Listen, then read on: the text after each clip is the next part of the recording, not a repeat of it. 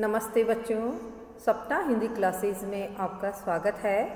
हम सृजन पाठ्य पुस्तिका का पद्य से पाठ 4 बिहारी सत्सई से कुछ पद, कविवर हैं बिहारी, उसके पद पढ़ रहे थे। कुछ पद हम पढ़ चुके थे।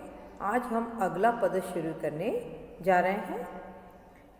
इही आस अटक्यो रहतु अली गुलाब के मूल, हवे है फेरी बसंत ऋतु इन डारनू वे फूल। पहले हम इसके कठिन शब्दों के अर्थ देखेंगे।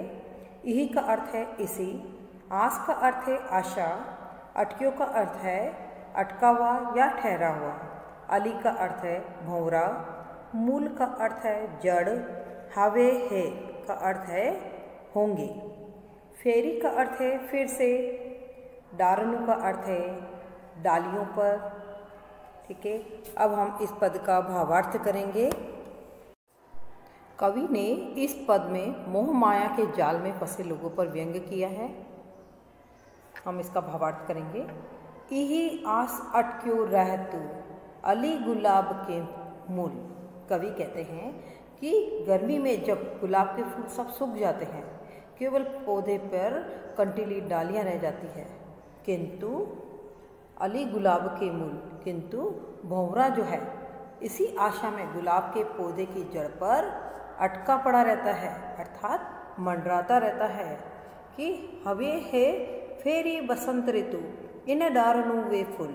यानी कि इस आशा में वो मंडराता रहता है कि फिर से बसंत ऋतु आएगी और इन डालियों पर फिर से रस युक्त फूल खिलेंगे, तब वह उन फूलों से रस का पान करेगा। इसी आशा में भंवरा जो है, गुलाब का पौधा सूख गया है फिर भी उसकी जड़ पर मंडराता रहता है ना। तो कवि ने इस भंवरे और गुलाब की उक्ति देकर उन व्यक्तियों पर व्यंग किया है जिनसे किसी कारणवश सारे सुख के साधन छीन जाते हैं या नष्ट हो जाते हैं, किंतु वे इसी आशा में फंसे रहते हैं कि फिर से अनुकूल समय आएगा और उन्हें पहले की तरह सुख साधन को भोगने का अवसर मिलेगा। ठीक है, यहाँ पर हम देखेंगे अलंकार, अन्योक्ति अलंकार है, क्योंकि भंवरे और गुलाब के फूल की उक्ति देकर हमें समझाया जा रहा है, इसलिए अन्योक्ति अलंकार है। और दूसरा, मूल और फूल तुकांत वाले स्वर समान है, अनुप्रास अलंकार है। अगला पद पढ़ेंगे हम।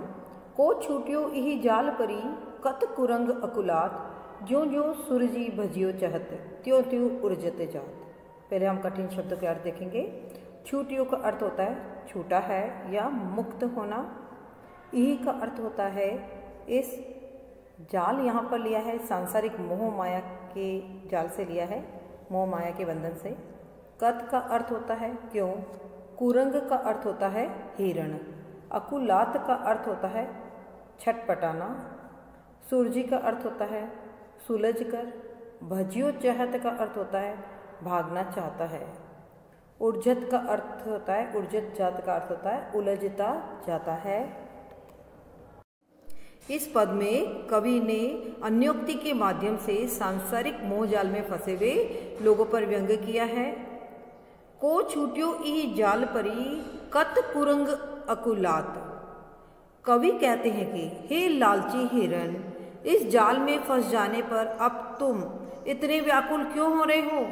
इस जाल में जो एक बार फंस जाता है वो क्या कभी इससे मुक्त हो सका है। जो जो सूरजी भजियो चाहत त्यों त्यों उर्जत जात। जैसे जैसे वह जाल को सुलझा कर भागना चाहता है वैसे वैसे और अधिक उलझता जाता है, चाहकर भी वह जाल से छूट नहीं पाता है। तो हे लालची हिरन, तू इस जाल से बाहर निकलने के लिए व्यर्थ प्रयास मत कर। देखिए, इस अन्योक्ति के माध्यम से कवि सांसारिक मोह जाल में फंसे व्यक्तियों पर व्यंग करते हुए कहते हैं, अरे मूर्ख प्राणी, इस मोह माया के बंधन में फंस जाने पर आज तक कौन छुटकारा पा सका है। तुम इस माया जाल से मुक्त होने के लिए जितना भी प्रयास करोगे उतना ही तुम इसमें फंसते चले जाओगे, क्योंकि सांसारिक जीवन जीते हुए इस मोह माया से मुक्ति पाना बहुत कठिन है। इसीलिए तू व्यर्थ में ही परेशान होकर इस मोह जाल से बाहर निकलने का प्रयास मत कर। अब हम इस पद में अलंकार देखेंगे। अन्योक्ति अलंकार है ना, हिरण की उक्ति के द्वारा बात कही गई है, इसलिए अन्योक्ति अलंकार है। अकुलात और जात तुकांत वाले स्वर समान है, और कत कुरंग क वर्ण की आवृत्ति हो रही है, तो अनुप्रास अलंकार है। ज्यों ज्यों त्यों त्यों पुनरुक्ति प्रकाश अलंकार है। अगला पद शुरू करेंगे।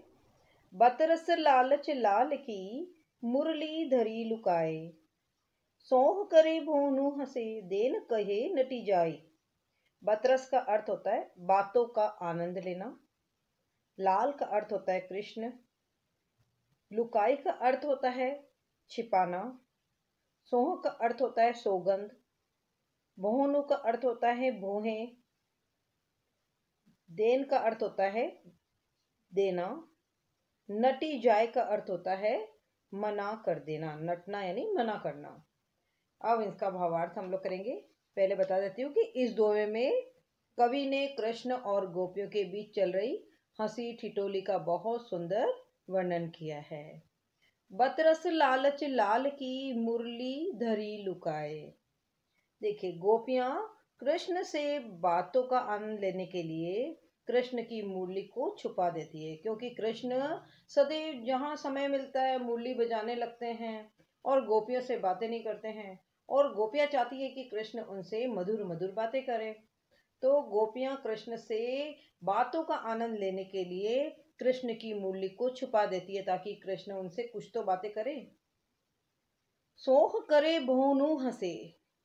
देखिए, जब कृष्ण गोपियों से अपनी मुरली के बारे में पूछते हैं तो गोपियां झूठी सौगंध खाकर कहती है कि उन्हें तो मुरली के बारे में कुछ पता ही नहीं है। और देखिए, भोनू हंसे, और साथ ही भौं के संकेत करके मुस्कुराती भी है। तो कृष्ण को लगता है कि मुरली इन गोपियों के पास ही है और इन गोपियों ने ही मुरली को छुपाया है। देन कहे नटी जाए।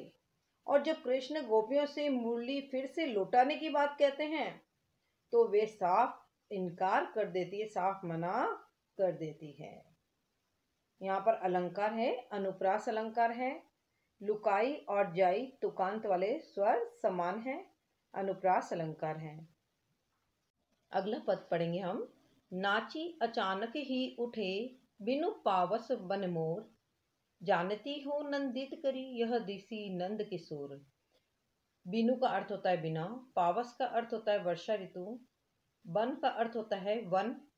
नंदित का अर्थ होता है आनंदित। दिसी का अर्थ होता है दिशा। नंद किशोर, नंद का किशोर अर्थात ये नंद किशोर कृष्ण के लिए आ रहा है। देखिए, ये पद जो है कवि के संदर्भ में कह रहा है। पहले हम वह समझ लेते हैं कि कृष्ण के वियोग में जब राधा बहुत दुखी होती है तब उसकी सखी उन्हें सांत्वना देने के लिए कहती है। नाची अचानक ही उठे बिनु पावस बन मोर। राधा से कहती है सखी उनकी कि हे सखी देख, उस दिशा में बिना वर्षा ऋतु के ही वन के मोर अचानक नाचने लगे हैं। जानती हो नंदित करी यह दिसी नंद किशोर। तो यहाँ पर कहती है कि मुझे तो ऐसा जान पड़ता है कि मानो कृष्ण ने अपने आगमन से उस दिशा को आनंदित कर दिया है और मोरों को भ्रम हो गया है और वे कृष्ण के सांवले शरीर को बादल समझकर नाचने लगे हैं। अर्थात कृष्ण का एक नाम घनश्याम भी है। कवि इसी घनश्याम के नाम की सार्थकता को सिद्ध करते हुए कहते हैं कि बादलों के समान सांवले घनश्याम को देखकर मोर को बादलों का भ्रम हो गया है और उन्हें लगने लगता है कि वर्षा ऋतु आ गई है और वे प्रसन्न होकर नाचने लगते हैं। अब हम अलंकार देखेंगे। यहाँ पर मोरों को भ्रम हुआ है तो यहाँ भ्रांतिमान अलंकार है, और बिनु शब्द लगने से यहाँ पर विभावना अलंकार है। बिनु बन ब वर्ण की आवृत्ति हो रही है और तुकांत वाले स्वर भी समान है, मोर और नंद किशोर। अनुप्रास अलंकार है, और यहाँ पर नायिका ऐसा मान रही है, उसको ऐसा जान पड़ता है ना, कि जिस दिशा में कृष्ण शायद आ रहे हैं और इसीलिए मोरों को बादलों का भ्रम हो गया और वो नाचने लगे हैं। तो वह अनुमान लगा रही है ना, ऐसे कल्पना कर रही है राधा की सखी, इसीलिए यहाँ पर उत्प्रेक्षा अलंकार है। जानती हो में उत्प्रेक्षा अलंकार है। अगले दोहे का भावार्थ करेंगे।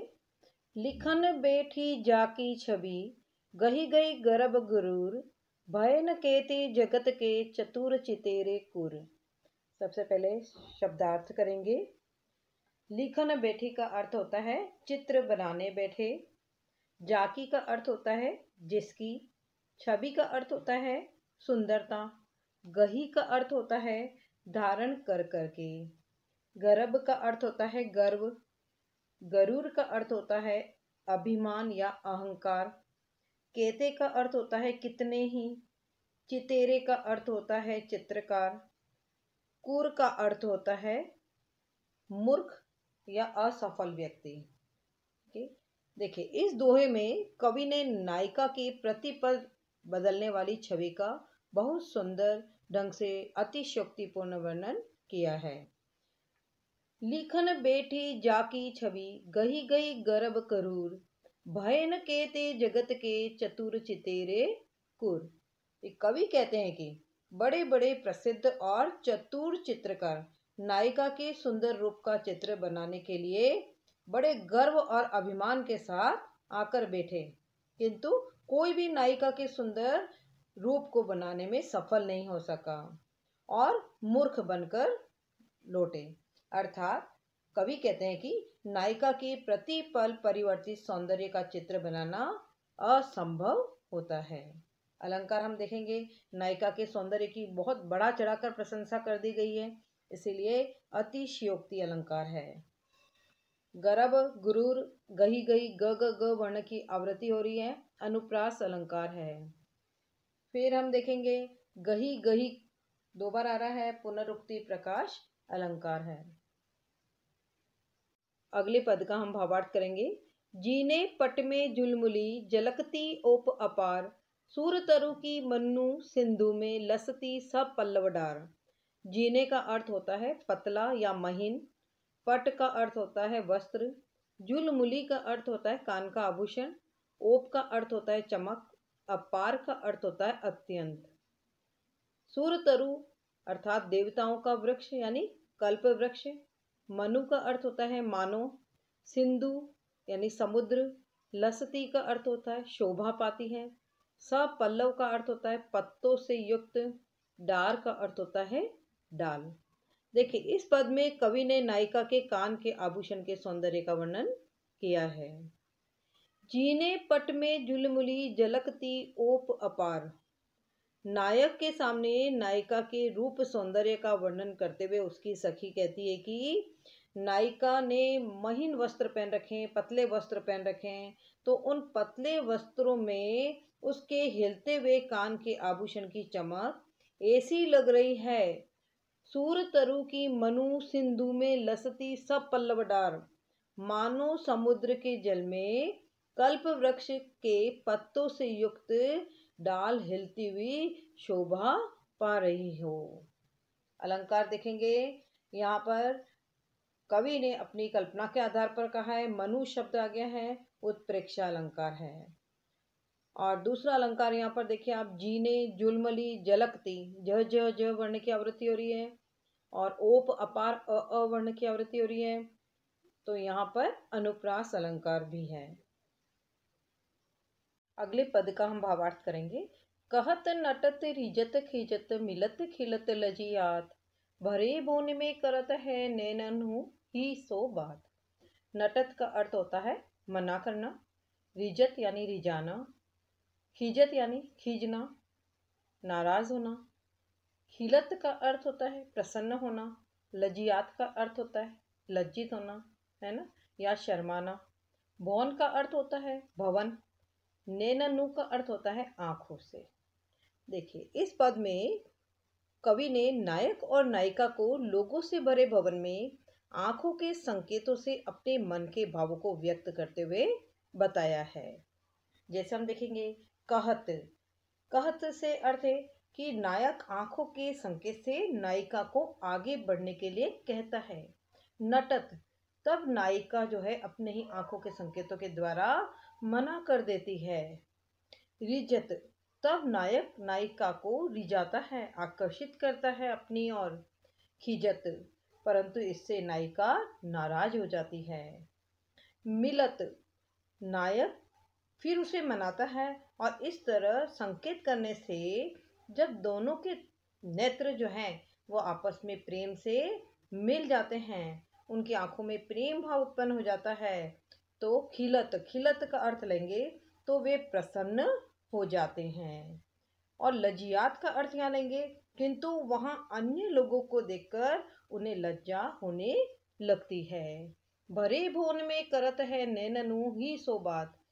नायक और नायिका दोनों ही भरे भवन में यानी लोगों से भरे भवन में आंखों ही आंखों के इशारों से अपने मन के भावों को एक दूसरे के सामने व्यक्त कर रहे हैं।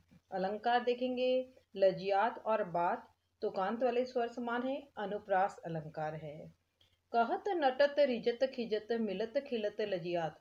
देखिए सब में त एक वर्ण की आवृत्ति अंत में हो रही है, यहाँ पर नाद सौंदर्य हो रहा है। और नायक और नायिका के मिलन का प्रसंग है, आंखों आंखों में बातें हो रही हैं, संयोग श्रृंगार रस है।